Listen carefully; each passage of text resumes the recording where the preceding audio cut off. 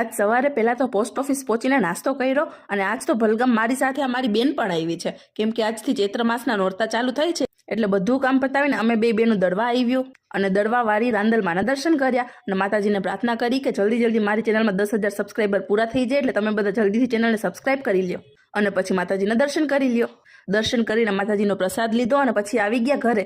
ત્યાં મેં મહેક પાસે વેક્સ કરાવ્યું, કેમ કે કાલ ચેટીચાંદ છે એટલે એની તૈયારી તો કરવી પડે અને વેક્સમાં દુખાવો બહુ થાય તો અમને વેક્સ કરાવવાનો ઠઠો છે એટલે એ બધાય ફજેતા પૂરા કર્યા અને 5 વાગ્યા આજુબાજુ અચાનક જોયો તો વાતાવરણ સાવ બગડી ગયું. ફૂલ પવન ચાલુ થઈ ગયો અને વરસાદ જેવું થઈ ગયું. કાલ ચેટીચાંદ ન બગાડે તો સારું આ વરસાદ. સાંજે પછી માર્કેટ ગઈ શાક લેવા માટે અને હવે તો કેરી પણ આવવા માંડી છે. મને તો કેરી બહુ ના ભાવે, તમને ભાવે કે નહીં મને કમેન્ટમાં જણાવજો. તો બધી ખરીદી કરીને વાપસ ઘરે આવી અને આજ જમવામાં બનાવી હતી ચોરાફરી અને ફ્રેન્ચ ફ્રાઈઝ. કેવી લાંબી ફ્રેન્ચ ફ્રાઈઝ છે, મજા આવી ગઈ ખાઈને. તો આજ માટે બસ આટલું જ. વિડીયો ગમ્યો હોય તો વિડીયોને લાઈક શેર કરવાનું ના ભૂલતા, ચેનલને સબસ્ક્રાઈબ તો કરી જ લેજો. Bye bye.